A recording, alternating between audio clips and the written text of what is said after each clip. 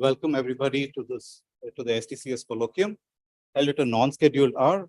The usual Wednesday colloquium is in its recess period due to summer, so thought it's a good opportunity to have Raghu Meka is visiting us TIFR for a month as the Vajra visiting professor. He'll be here in TIFR starting today till mid-August.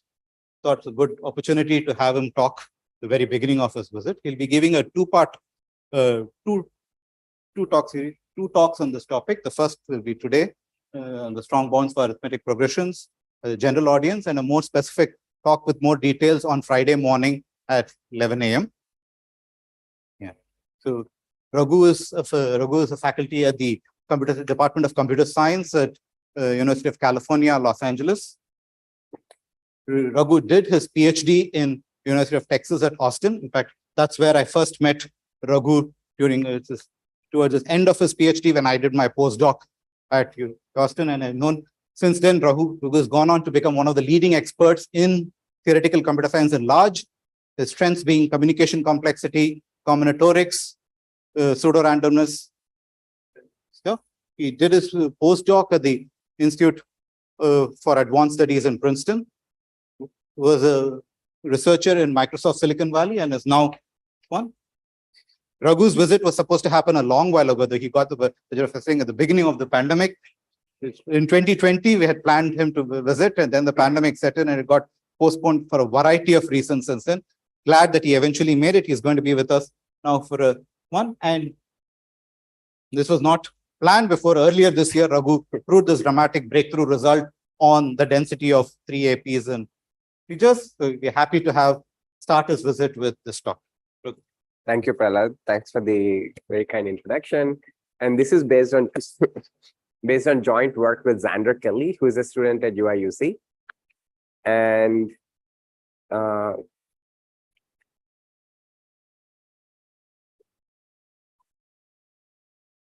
right.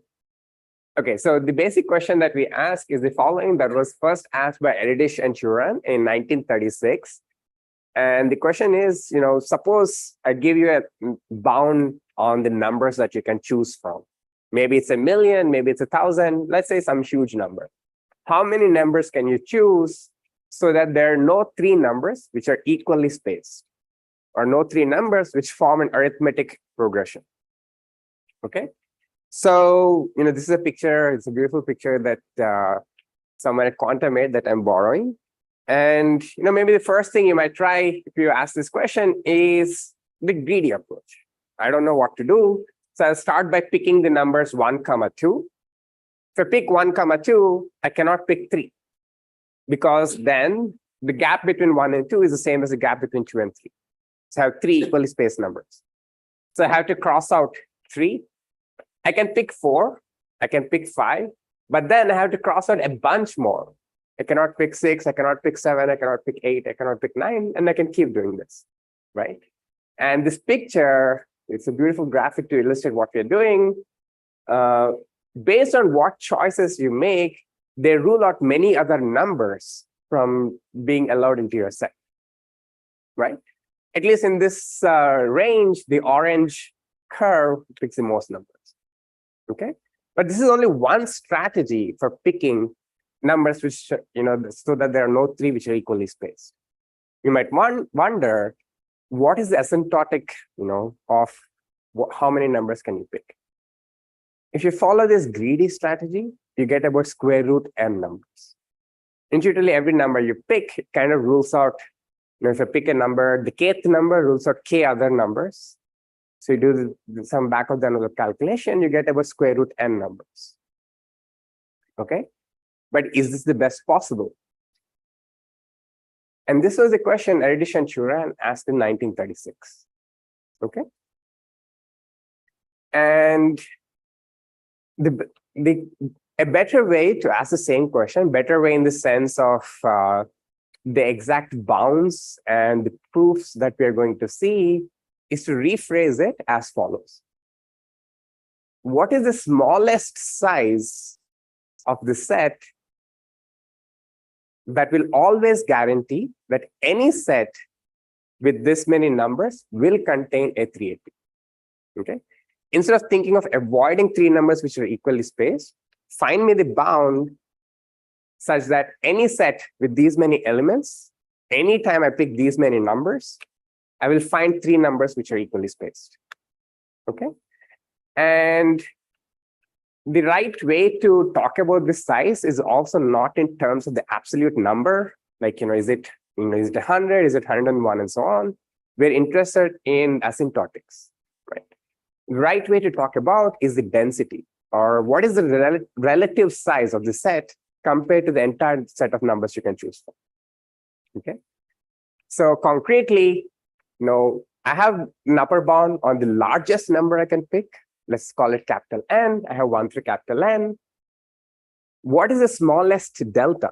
So that any set which covers a delta fraction of the entire universe will contain three numbers which form an arithmetic progression, or three numbers which are equally spaced.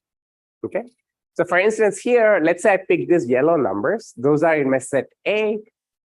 Three numbers are equally spaced. Okay. So what's the smallest delta which will guarantee that this will happen? And this was asked in 1936, and we just saw a construction giving, delta, saying that you can at least find square root n numbers which are not equally, which guarantee that there are no three numbers which are equally spaced.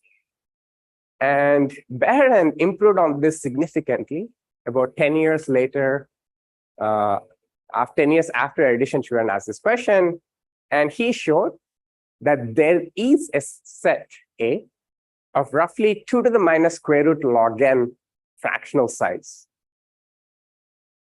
such that no three numbers are equally spaced.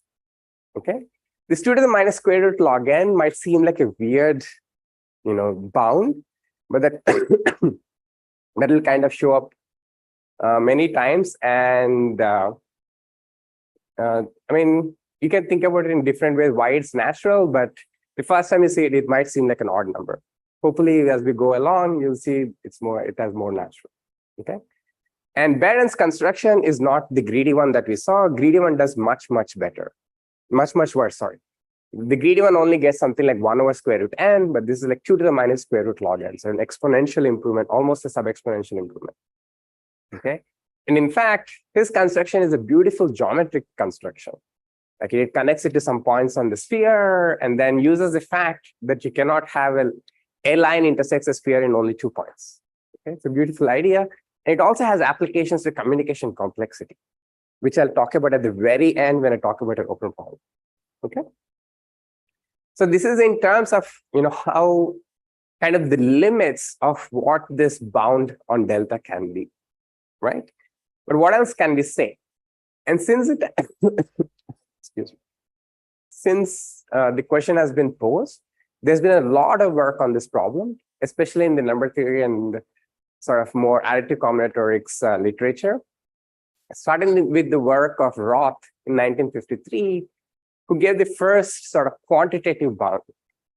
He showed that any set which has roughly 1 over log fraction of the elements must contain three numbers which are equally spaced. Okay. As this bound delta gets smaller, your result is getting stronger, right? Because you're saying even if my set is kind of smaller and smaller, I'm still guaranteeing that there are three numbers which are equally spaced. Okay. And there's been a lot of work. I'm only stating a few of the sort of results which are significant improvements or are things that we actually use in our proof.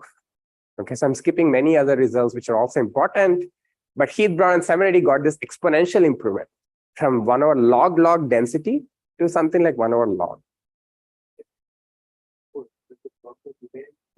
Oh, it remains interesting and it becomes much, much more interesting actually. And it also becomes much harder. I'll talk about, that's a very good question. And I'll talk about that a little bit at the very end. Okay. In fact, we know much less about the 4-term question than the 3-term question. Okay.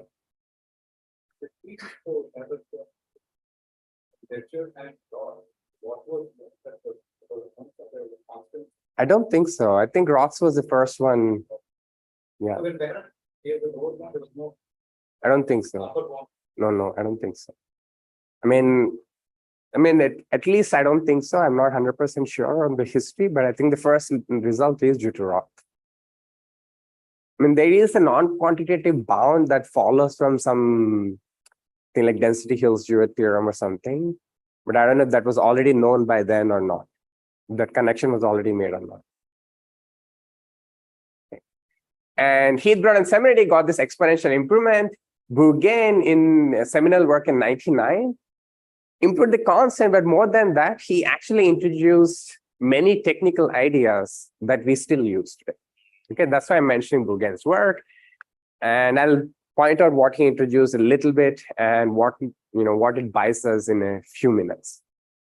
Okay, and Sanders improved this to almost logarithmic density. And again, I'm mentioning this result because it contains an important piece that we use in our actual proof. Okay. All right. And after all of this work, it still seemed like 1 over log was a barrier. Like, how do you go beyond that? If you think about it, there's still an exponential gap or almost exponential gap, 1 over log versus 2 to the minus root log. Okay. And Bloom and Sisask in 2020, they improved the 1 over log to 1 over log to the 1 point something, 1.01, 1.05.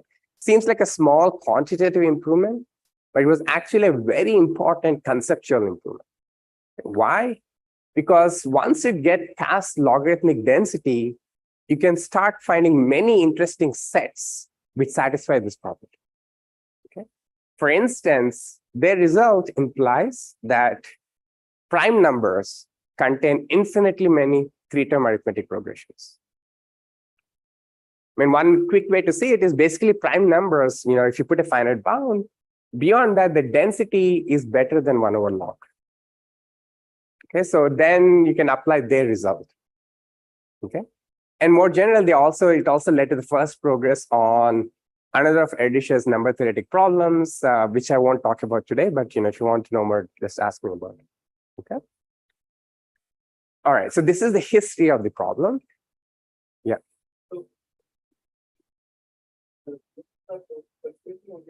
Specifically only for 3 AP. For 4 AP, it's the best is like 1 over log to some, like, I don't think we're even at Sanders's result.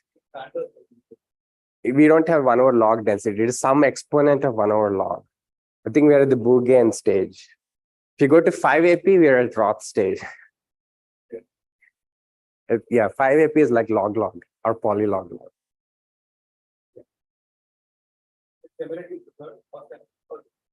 The recent results are like log. Yeah, basically Semirity's result was non-quantitative or very badly quantitative, and Gowers's work, which he introduced all this Gowers uniformity stuff and so on, it gave quantitative bounds, but I think even they're the best bounds for 5 APs and so on. It's like 1 over log or something.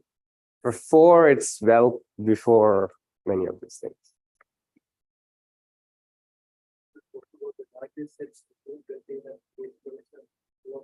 Not today. I mean, Behrend's exact construction is actually not that hard to describe.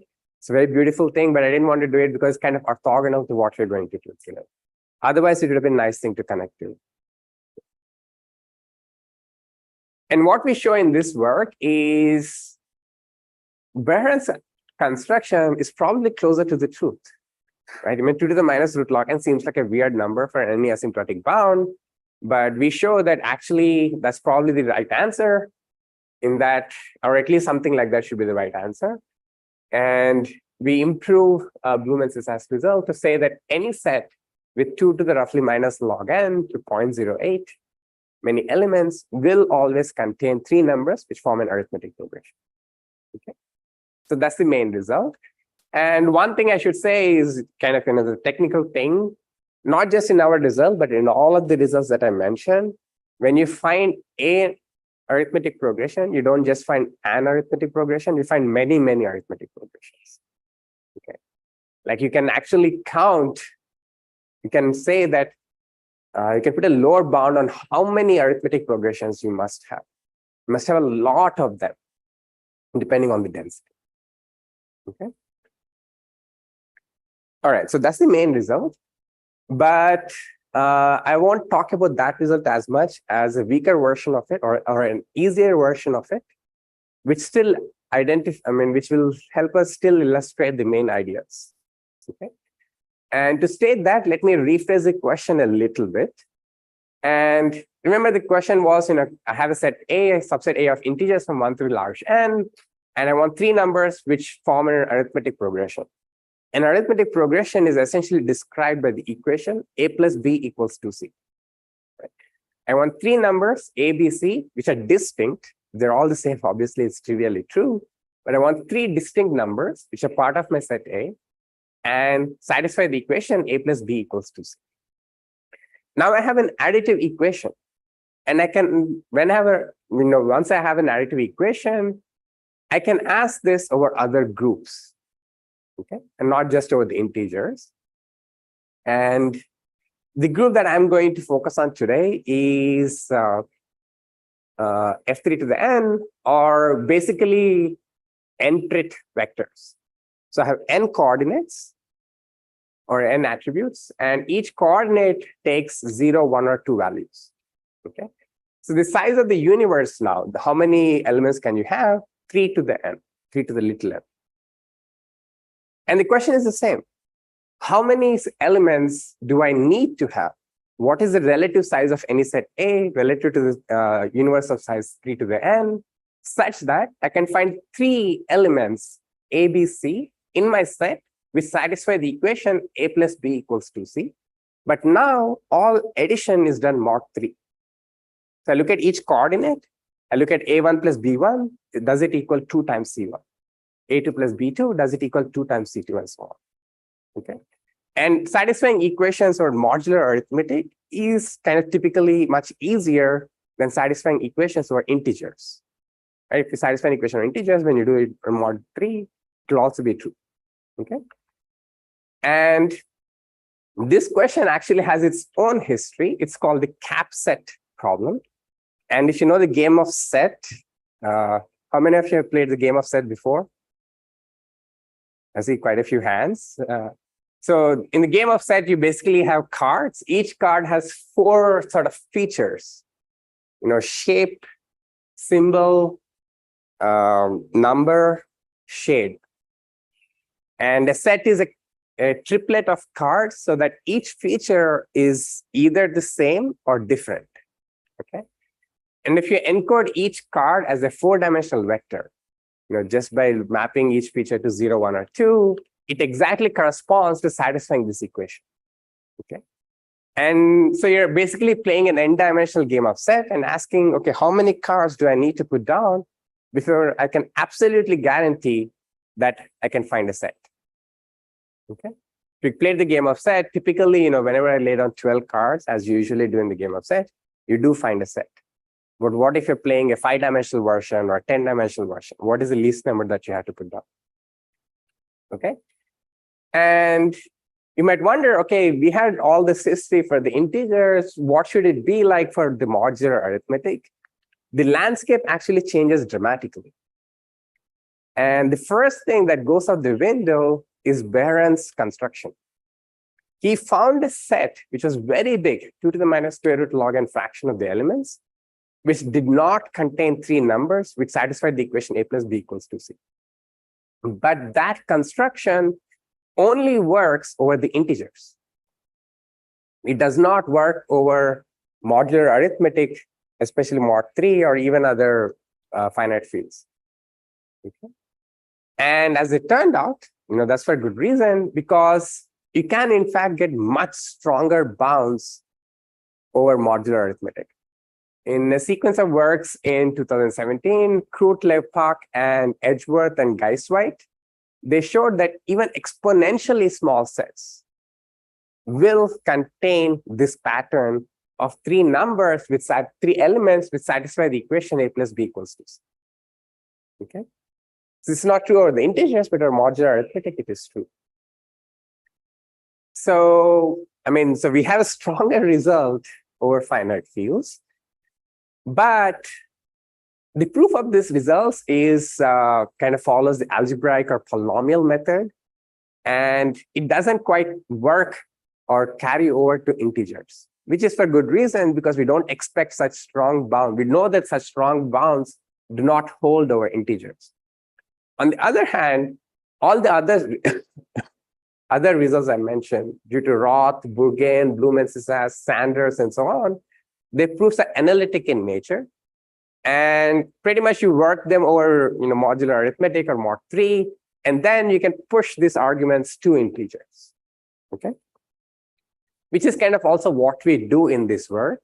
And what I'm going to focus on today is give a proof or give an analytic proof of a much weaker bound than what is known over finite fields.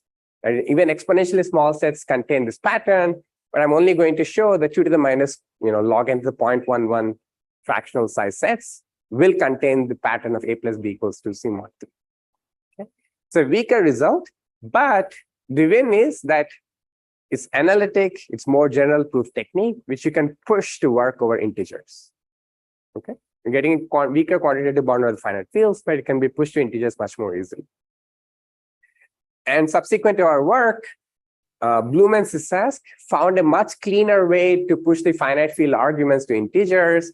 And they also got it to work over all finite abelian groups, not just over integers, but you can take any abelian group and the same will be true. Okay. All right. Yeah.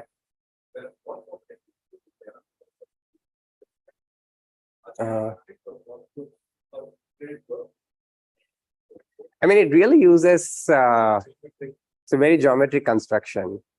And I think the large characteristic part is important. The characteristic grows with the size. So I don't think it makes sense to just say large characteristic. Because, yeah, that's the main thing. The characteristic is growing. All right. So in the rest of the talk, let me outline how this argument over mod 3 goes through.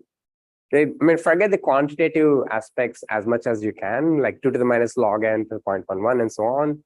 I don't think that's as important as the main ingredients in that go into arguments like this. Okay. And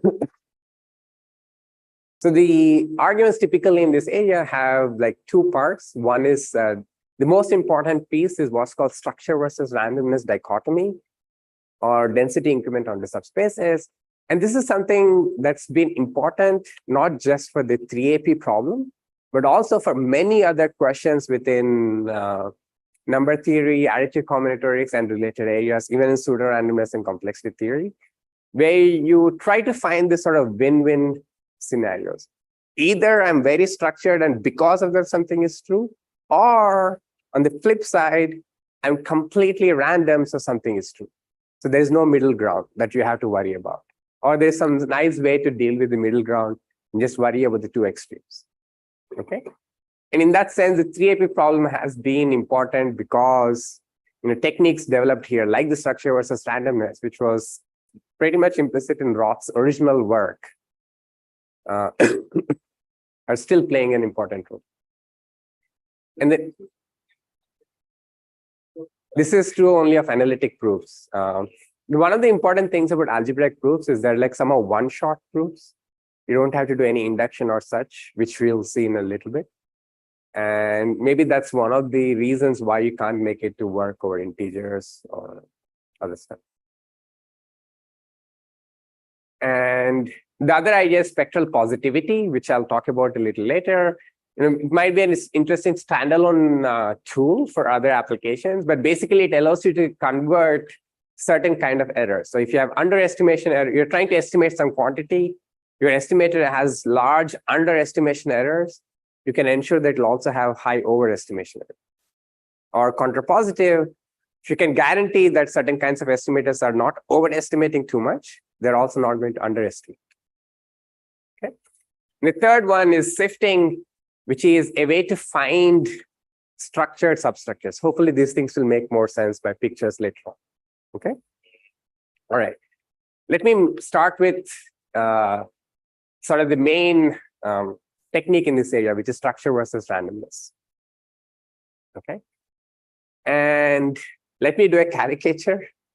I'm drawing an n-dimensional set in 2 dimensions depicted as a 3-dimensional cube. Okay, so each point here, think of it as a vector with n coordinates, and each coordinate is 0, 1, or 2, right? Just think of them as geometric points right now. The total number of points possible is the size of the universe, which is 3 to the little n. Okay, and I'm only showing the points in A currently. Okay, and to get us started, let's just say that someone asked you to pick a hard set. Pick a set A which avoids 3-term arithmetic progressions. We tried the greedy approach. It did something. The other thing, especially if you're gone through standard courses in combinatorics and complexity theory and so on, especially in complexity theory, is you pick a random thing. If you want a hard function, if you want to show something is hard, you know that a random function is hard. Similarly, if I ask you, okay, what could be such a set? Let's try what happens if you pick a set A completely at random. Okay, meaning I include each element from my universe into the set A with probability delta independently. Okay, if delta is 0.01, each element gets included with probability 0.01. Well, this in fact turns out to be a very, very easy set to analyze, and it will contain many, many 3-term arithmetic progressions. Why? There are many 3-term arithmetic progressions. There are a quadratic number of them. I have a free choice for A and B, which completely fixes C, but I have free choice for A and B. And every such triple gets included with probability delta cubed. Okay, so as long as this delta cubed times n squared is much more than delta times n, which is a trivial bound, you do very well. Okay, and this delta also is actually about 1 over square root n. So this matches the greedy construction, but it doesn't go beyond. Okay, so you get many, many non-trivial 3APs if your set A is chosen at random. Okay, so the first step of the structure versus randomness is this wishful thinking. Wish one is maybe this argument works not just if my set is completely chosen at random, but it's somehow close to being random. I don't pick each element to be independently in the set, or some other sort of pseudo-random or something heuristically random, something which looks random. Okay, I need to, of course, be formal. I have to make this formal. We have to make it quantitative and so on. But wish one is, even if I'm close to uniform, maybe there is an easier argument that ensures that you have many 3APs. Okay, of course, if this is your only wish, you don't gain anything. You have to complement it with like a win-win analysis. Win-win analysis is, what if you're not close to uniform under whatever definition you chose? What do you do then? The hope is that you gain a lot by saying that you get some structure. In this picture, maybe you can identify it, but it's not looking random. Okay, it's not looking random, and it's also not looking random in a structured way. There is a plane which contains more points than it should, in the sense that the relative density of the set A inside this plane is higher than what you started out with in the entire universe. Okay, so the second wish is that if I'm far from uniform under whatever notion I use for the first step, then some nice structure arises. There is some subspace or affine space under which my density or relative size of the set has increased. If so, you gained something. What do you gain? You can now use induction. And this is where modular arithmetic and finite fields make things a lot easier, because subspaces are all isomorphic or all equivalent, right? If I'm working over some subspace, doesn't matter what the subspace is as long as I have things of the same dimension, right? So you're basically reducing to the same problem, but with better density and a smaller dimension. Okay, and this is where the induction argument, the argument over integers, gets quite complicated, because there are no nice structures to do induction over integers. But Bourgain, in his work in 1990, he introduced these things called Bohr sets. He used these things called Bohr sets and found a quantitative way to kind of, at a high level, make the same sort of induction go through. Okay, but it gets much more technical than what happens on finite fields because you have these nice things to do induction over.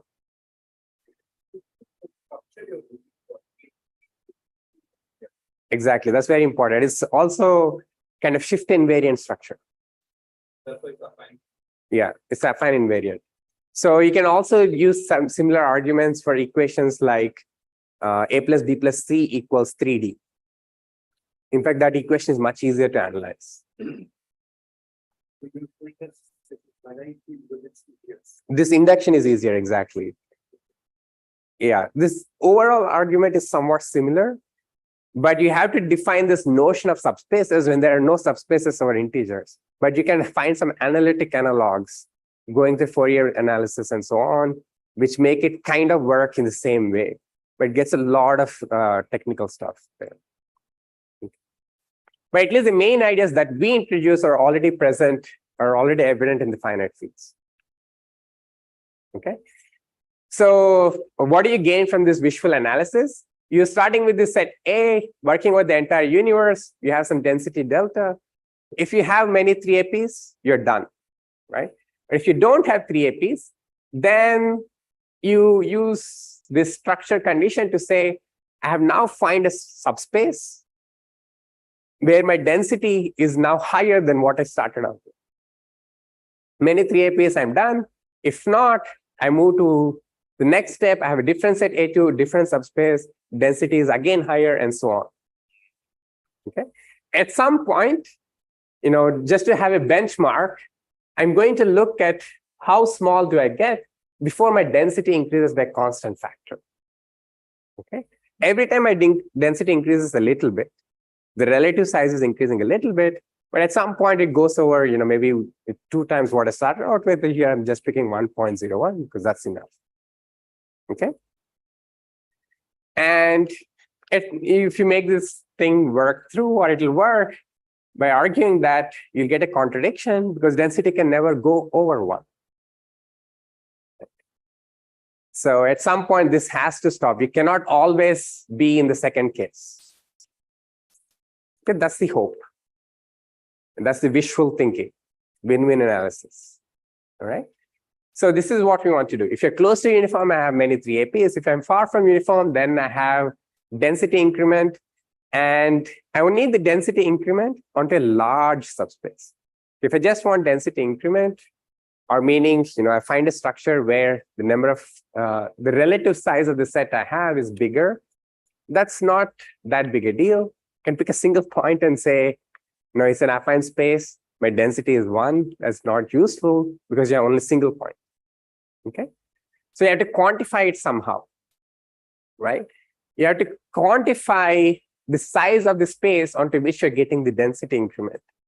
And it turns out the right quantification is how many dimensions are you missing? Okay, you're looking for a very large space. So you look at the codimension of the subspace. So how many extra constraints am I placing on the set V before I find this increment by constant factor? Okay, so you want the codimension of the subspace that we are moving to be small. It's a really big subspace. Yeah.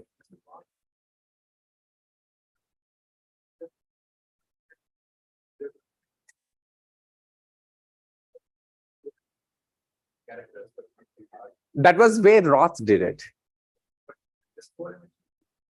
That doesn't necessarily have to go through that. In fact, we definitely cannot go through that. The Fourier, that's one of the reasons why if you just look at Fourier coefficients, they identify individual, like a single constraint or something, they're pretty good. But if you're trying to identify a whole subspace, there's a lot of it's not very efficient. Okay. In fact, what you said is exactly what Roth did. Right. It's almost like BLR test. Okay. Yep. So sometimes your definition of closed uniform could be that every subspace of constant dimension.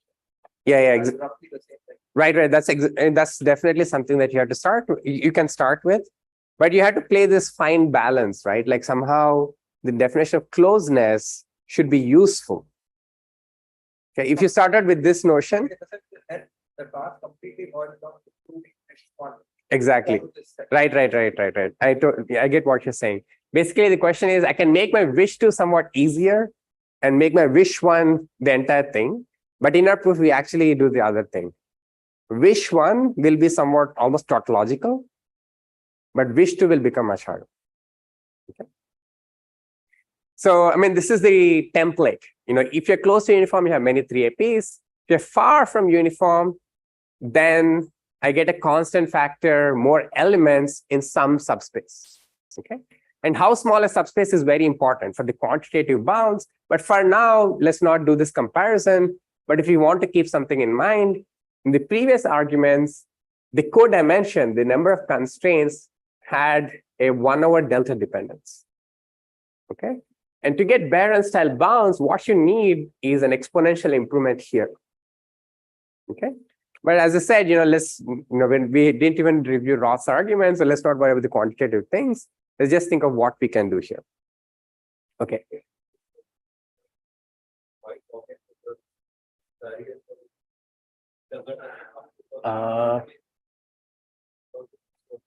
I mean, I don't think so. I mean, in some sense, we're using the same template as what people did before. And we just end up doing this. Maybe the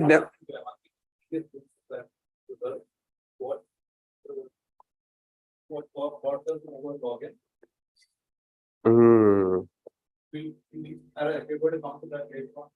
Little bit.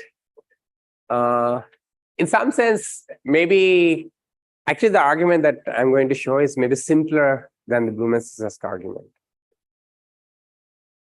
And one of the things that helps us a lot is the notion of closeness we define.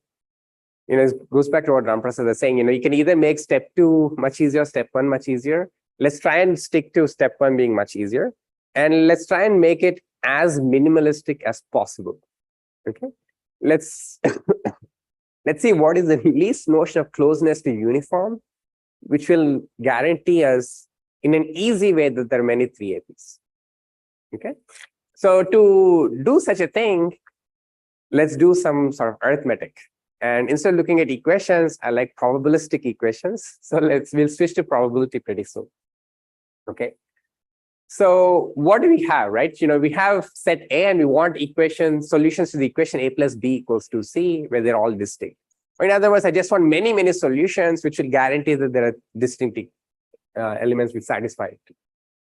Another way to say the same thing is, let me define the set 2 times A as take every element and double it. Okay, that's the set 2 times A, kind of a very easy definition. And what we want is many elements A comma B which satisfy the equation such that A plus B is in the set 2 times A. Okay, so I'm not interested in what specifically C is. I just want the sum A plus B to be in the set 2 times A. The same thing rewritten in a tautological way. Okay, but one question you can ask now is, what does many mean? Okay, and the right way to ask it, there's something called additive energy and additive combinatorics and so on, because not all numbers have the same number of ways of being represented as sum of 2 things. Right? You have to somehow take that into account, or if you're not, then you might be losing some information. So what would be a nice way to ask this question of, are there many such pairs, A plus A comma B, so the sum is in the set 2 times A? The right way to ask it is, or at least one nice way to ask it is to look at the probability that if I pick 2 random elements, I pick X from a set A completely at random, Y from a set completely at random, add them up, what is the chance that it ends up in the set 2 times A? Okay. If the set A has relative size delta, right, contains a delta fraction of the elements, and if it's a completely random set, I should expect the sum to be in the set roughly delta fraction of the time. Even if it's delta over 10, I'm very happy. Okay, so let's ask, when is this true? Pick X comma Y independently and uniformly from a set A and do this experiment, add them up. When is it going to be in the set 2 times A? Okay, well, if I'm looking at this, what is the distribution of the sum of 2 things, X plus Y? Well, we know this from like statistics 101 or probability 101. Sum of two independent random variables is somehow better behaved than each individual one. The distribution of the sum is given by the convolution of the two distributions. Okay. Just as a sort of illustration, this is a real plot that I generated using Python, where you pick like 1,000 numbers from the range 1 to 1,000. Okay, that's the blue curve, blue thing. It's very spiky, right? 1 to 10,000. And if I pick two numbers from the same distribution and add them up, the distribution that you get is the purple one, which is much, much flatter. Okay, it's kind of becoming more uniform, nicer distribution. And we know that if the density or the PDF or probability density function of X is given by mu A, the density of the sum is a convolution of the distribution with itself. Okay, so convolution, of course, is a very important operation. And for us, its importance comes from the fact that the sum of two independent copies, we know exactly what the distribution is going to be from this equation. Okay. So f star g of x is the probability that if I pick two random things, according to f and g, they add up to x. We also use this need this notion of difference convolution, which is almost the same thing, except you're looking at x minus y instead of x plus 1. Okay, if you're working over characteristic 2 or something, that doesn't matter, but over other characteristics, this can matter. Okay. All right, so you have difference convolution and standard convolution. The question we're interested in is, okay, we want, if I draw two independent copies which are uniform over A, the sum lands in the set 2A with almost the right probability. And here's the first leap that we're going to make. I'm going to ask for this property not just for the set A, but for any set which is not for just for the set 2 times A, but for any set which is sufficiently big. Okay. So the only thing that we want is x plus y lands in the set 2 times A be this much. Okay, 2 times A has roughly delta fraction of the elements, right? But what is special about 2A here? It's special because x and y are also coming from A. I'm going to throw that under the bus and ask for this property for all sets T which are sufficiently big. I'll call it the hitting property, meaning any sufficiently big set T gets hit by the sum x plus y with roughly the right probability. Okay. And you might wonder, what does this look like? Here's an even worse caricature. There are going to be much, much worse caricatures later on. Here, the entire universe is written on the x-axis, and the y-axis is the density function. Okay, and I normalized it so that the average is 1. Okay, I'm looking at not the probability density function, but the density, just so that the numbers don't get too small and they kind of are invariant to the dimension that I'm working in. So the yellow line is kind of what the uniform density looks like, uniform distribution, right? The distribution of x plus y could be all over the place. It doesn't have to be uniform. And if I give a density like this and ask you, okay, does it satisfy the hitting property? What would be the worst set T to pick? The worst set T to pick will be all those points where the probability of seeing them is small. Okay, go to the y-axis, look at all the points where the chance of seeing them is at most 0.1. Let me call that, add them all into my set T. If this set T is big, I don't have the hitting property, right? If the set T has more than delta fraction of the elements, then just by the definition, I violate the hitting property. Okay? So in other words, an equivalent way of stating the hitting property, but now we don't need the T in the definition, is to say, we'll say density Q is delta lower concentrated if the chance that it takes a value much less than its expectation is too small, is not too small. Okay. So remember, I normalize Q so that its average is 1. And if its average is 1, we should expect it to take the value more than 1 a little bit, less than 1, maybe sometime, right? But I'm saying the chance that it takes a value which is much less than its average, like 0.1, is not too high. Okay. So it's lower concentrated. Usually when you think of concentration inequalities, you get like, the chance that you deviate from the expectation is small. But here, the only thing I have is the lower concentration. The chance that I'm much lower than the expectation is small. Okay. This probabilities are with respect to x plus y.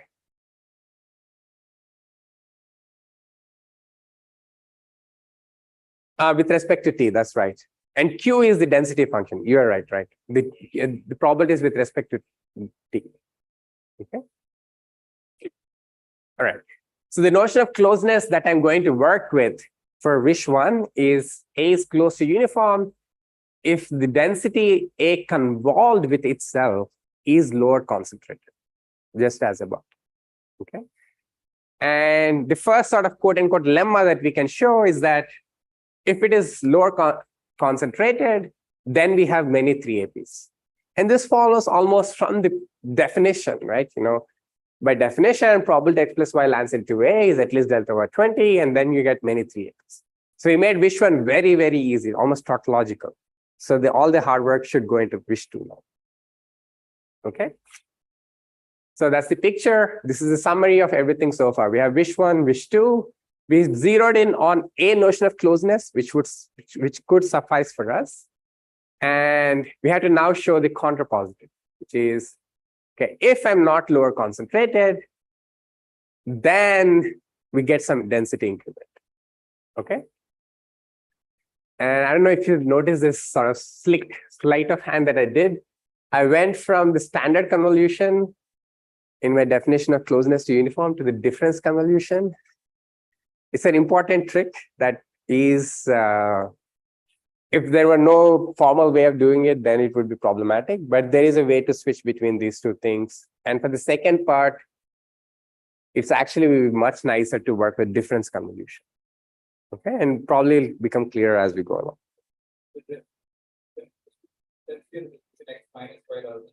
X plus y, yeah, exactly.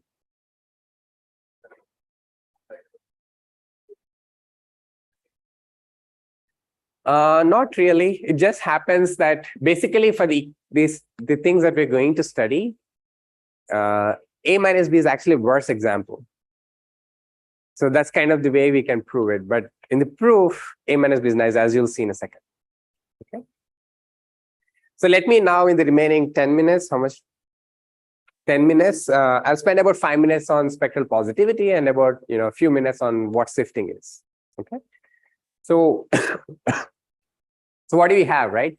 We have this not lower concentrated implies you get density increment. We want to do wish two. We don't have the wish one. We already figured out wish one, but we don't have this property. You need to get structure. You need to get density increment. Okay. And the ideal thing that you might say is whenever we try to compare distributions to uniform distribution, typically you look at like almost absolute error measures, right? Okay, I'm close in statistical distance, I'm close point-wise, or something like that. So typically, if my ideal is 1, I can say, okay, I'm within this band 1 minus epsilon and 1 plus epsilon. That's like my error window. And then I can look at things like upward errors and downward errors. There are errors where my function is taking too high a value than the expectation. Errors where the function is taking too low a value than the expectation. And for arbitrary distributions or arbitrary densities, you can easily have settings where the downward excuse me, the downward errors are much, much more quantitatively worse than the upward errors. Okay? I can be taking the value 0.1 much more often, but the upper side, I'm only taking the value 1 point, like 1 plus something exponentially small. Okay. But what an important thing that we exploit is that for a large class of densities that we call spectrally positive densities, you cannot have such a scenario. If you have downward errors, then you must also have upward errors. Okay. And what does spectral positive mean? Spectrally positive just means that you have a function, it could be over finite fields, it could be over, over integers. I can look at its Fourier coefficients or the corresponding domain. If the Fourier coefficients are non-negative, then I call the function spectrally positive. Even if I have non-negative function, typically its Fourier coefficients need not be non-negative, right? But if your function Fourier coefficients are non-negative, then it's spectrally positive. And what we show is that a spectrally positive density will cannot have only downward errors. Okay. And why is spectral positivity actually useful for us? Well, we actually know what convolution does in the Fourier domain. It's much, much nicer in the Fourier domain. Again, this is signal processing 101. If I have a function f, the Fourier coefficients of convolution of f with g are given by the products of the Fourier coefficients in the Fourier domain, right? And if you take the difference convolution, you don't get the product, you get the product of the conjugate. Okay, which means that since I'm taking difference convolution of A with itself, the Fourier coefficients are actually the Fourier coefficient multiplied with the conjugate, which is the square of the absolute value, which is non-negative. Okay, so this is why working with difference convolution immediately gives the spectral positivity. If you work with standard convolution, it does not satisfy this problem. Okay, so we definitely difference convolution with itself is spectrally positive. So if we combine with the spectrally positivity lemma, then you get that if it is not lower concentrated, meaning it is taking downward errors, then it must also be making upward errors. So if you're taking the value 0.1 more often than you should, you're also taking the value 1.01 more often than you should. Okay. So this switch between downward to upper is actually very, very helpful in the analysis. You might wonder, why does it make a difference? Well, at least conceptually, remember our goal is to get density increment, right? In some sense, density increment corresponds to finding a lower bound on the chance that you're going to take a value. And this is at least making you compare apples to apples now. Instead of saying, I have downward errors and then I get density increment onto a set, onto a subspace, you're already at a place where you know that you're taking large values. You just want the set of values where you're taking large values to be structured. Okay, at least you made something easier. Okay, that's the intuition. Quantitatively, it definitely makes a big difference. All right, so that's the spectral positivity part. In the last 2 or 3 minutes, let me give a very high-level view of what sifting does.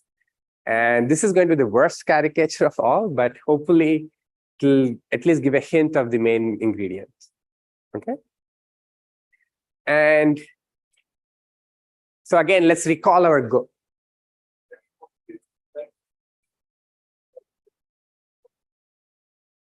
It's somewhat, I mean, actually, it's easy in the sense that it actually doesn't have anything to do with spectral positivity. I think it's almost a statement about real value random variables.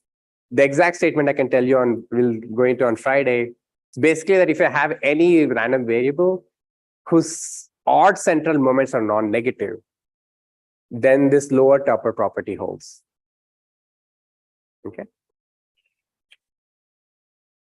Okay, so recall our goal. Now we are at a stage where we use spectral positivity to flip it from lower to upper. So I know that the difference convolution is taking large values more often than it should. It's taking the value 1.01 relatively often.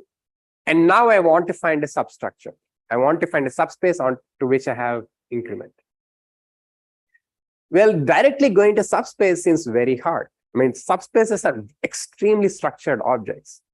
And one of the most important things that they satisfy is, I mean, maybe you can even take it as a definition, is the equation V equals V plus V. You take a subspace, add it with itself, and get back the same thing, right? Basically, they do not grow under addition, right? So something that people did even before our work is kind of try to make partial progress towards finding an affine space by kind of zeroing on this equation here, okay? Instead of directly looking for a set V onto which I have a density increment and satisfies this V plus V, I'm going to ask for a density increment onto a sum set. Sum set just means that I take a set and add it with itself. If it's a subspace and add it to itself, just get the set back. Okay, but I'm going to use this as a relaxation of a subspace. Any set which can be written as sum of two large things, I'll call a sum set. Subspaces are definitely in this category, but this could be a much, much bigger class of sets.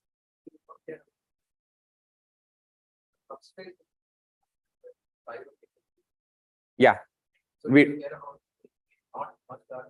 No, we just want B to be big.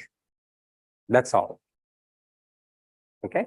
So we'll relax it and say, okay, before finding a subspace, can you at least find a big set B where you get density increment onto B plus B? Okay. And to illustrate how we find the set B, imagine your universe is this square now, and the points are like this. And somehow there's this nice grid, which is like some kind of additive structure. Okay, someone told you, okay, there is a subspace or a sum set hidden inside. How do you pick it out? If you look at it, then you can pick it out. But is there some sort of operation you can do to identify the structured portion, which somehow sifts out the structured portion, which makes the structured portion more likely to survive than the unstructured portion? Okay. If you think of this as some kind of Swiss cheese or window, right? One thing you can try is shift the set and intersect with itself. Okay. So if I shift the set in some random direction and shift the set in another random direction and so on, the portion of the grid overlaps more with itself, right? That's the portion which has more chance of surviving through all of these intersect shifts. If we take a Swiss cheese, put multiple slices on top of each other, nothing will be, there's no hole. But if I cut out a piece in the center, there's maybe a chance, right? So the shifting and intersecting could potentially identify the structured portion. It's basically also like a dependent choice in graph theory, where I'm picking the set B at random, but not completely independently. Okay. So somehow the shifting and intersecting increases the likelihood that the structured portion survives more than the unstructured portion. Like the isolated points are not going to be present in all of the shifts. They're very unlikely. Whereas the window, when you shift, is kind of, at least a significant portion of it is more likely to survive.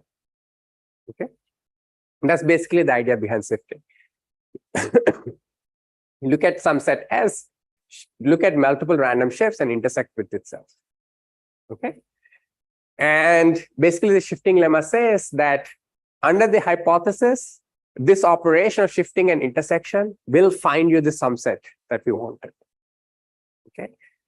And luckily, this part is actually very clean. In fact, the intuition is maybe a bit more cumbersome than what the actual proof is. And the reason is there's a beautiful identity that people knew before and people used in similar questions before. That, like, if I shift and intersect, this seems like a very complicated operation. I have a set, I'm shifting it multiple times and looking at the intersection of all of these things. Okay, what is the size of this set? Even that seems like a complicated expression. Does anything survive? You can ask the question. But there's an identity on what the size of the set is. And there's a more general version where you can ask for all kinds of questions about these things, and there's an exact equality for these questions. Again, I'll talk about this more on Friday, but that's basically how the shifting and intersect intuitively it makes sense, and quantitatively you have nice identities to work with. Okay. And then going from subsets to subspaces is not something new to our work. This was already done by Sanders in 2011. That's why I mentioned his paper back then. Basically, he showed that if you can find density increment onto a sum set, then you can find density increment onto a subspace. This is a black box tool that we use. It's called almost periodicity in additive combinatorics literature, and we can just use it as it is. Okay. Oops. Okay. So Sifting, there's a quantitative form. Again, as I said, don't worry about the quantitative thing, but you put these two things together, Sanders's result along with the sum set finding by sifting, you immediately get the subspace density increment. Okay. And to summarize, we started with this structure versus randomness lemma. If you're lower concentrated, if A convolved with itself is lower concentrated, then we have many 3 APs. If you're not lower concentrated, something nice happens. You should also be taking high values relatively often. If you're taking high values relatively often, then you get density increment. Okay, these are the 3 pieces that go into our proof. Okay. And as I said, going from finite fields to integers is quite technical, but uses similar ideas. So everything here, like sifting, spectral positivity, they have analogs even over integers. But the main thing that makes it much harder is, of course, the fact that you have no nice objects, or at least not as nice objects to do induction over.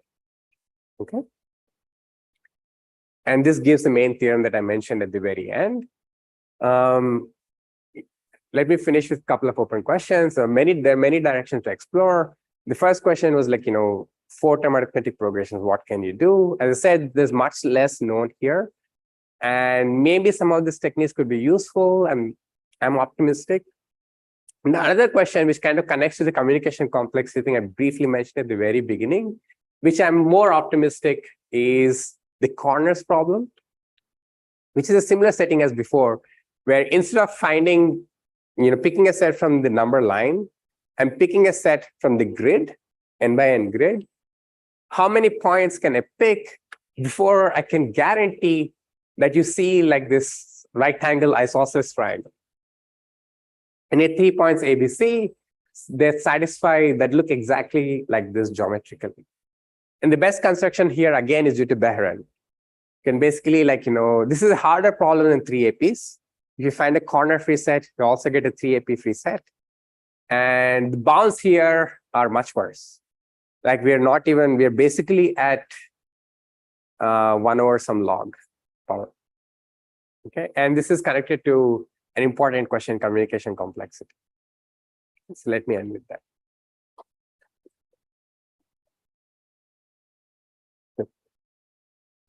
Looks like using a statistic that's definitely very important. Either it's like an uniform with application, so there's a region there. I take 2 points to subspace, and then I carry on. Exactly. Will this algorithm also let me find the? That's a very good question. Actually, it can help you find the AP, but we don't, at least right now, don't think it gives us significant speed ups. It could potentially do it. Like, there's this, the simplest algorithm uses quadratic time. I give you the set in the quadratic in the size of the set. And we don't expect to do, or there are reasons to expect you cannot do better, but you can assume, you can ask, are there special cases where this could be helpful? Yeah, it's an interesting direction that we haven't explored.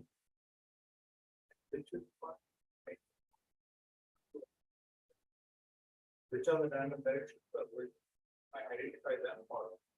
So the sifting, the sifting thing is actually a first moment argument. So it just says that there is a set of shifts which will guarantee that this happens. I don't think we can place a quantitative bound on the probability. It must be pretty small, because actually, if you think the subspace is hidden, there is a subspace exactly. The subspace gets preserved when all of the shifts lie inside the subspace. So if the subspace was of relative size like delta, then you need like delta to the k probability. Everything has to be inside the subspace. It's really just about the existence, but you can, maybe it can be useful for some settings.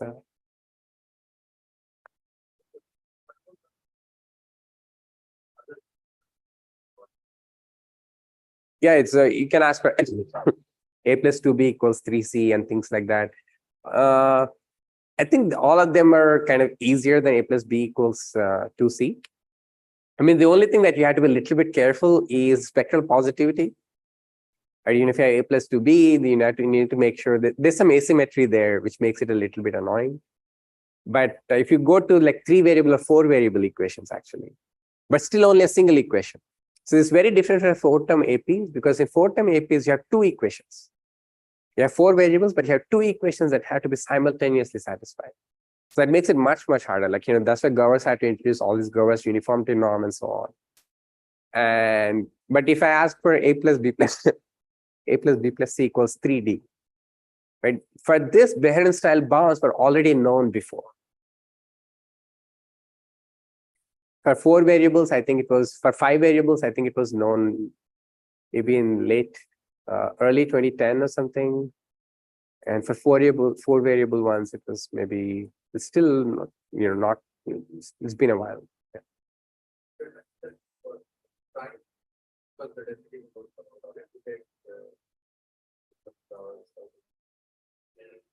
Only for 3 APs currently, right? Bloom and Sisask, yeah. I mean,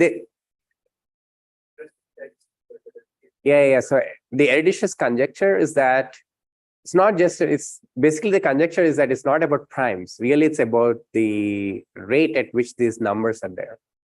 Eridicious conjecture, which is again a really beautiful conjecture, is if I take any infinite sequence, okay, of integers, or let's say natural numbers, as long as their sum of reciprocals diverges, let me write it this way, then you must find arbitrarily many, k-term arithmetic progressions for any fixed k. This was completely open until Bloom and Sisask result, which gave the first progress. Because if I have a divergent series, its density you can show is like slightly sub-logarithmic. I mean, primes definitely satisfy this. So you get 3 APs. But for primes, Green and Tao's results say that you can find arbitrarily long arithmetic progressions. This we do not know for 4-term APs. 3 APs, it only comes from 2020, Bloom and Sisask result. And obviously our result also would imply this.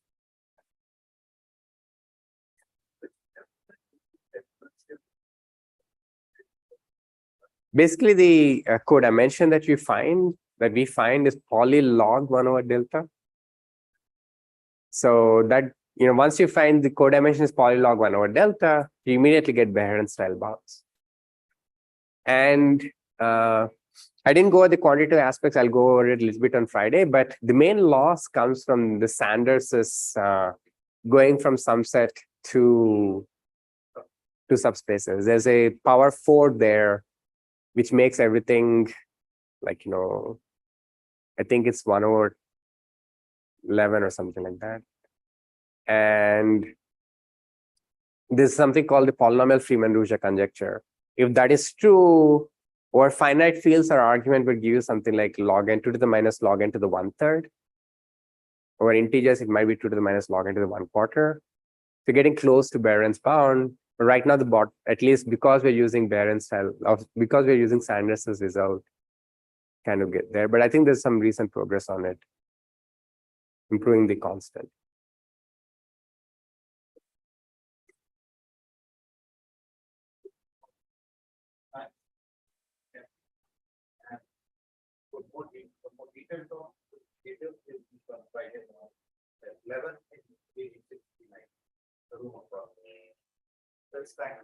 Thank you.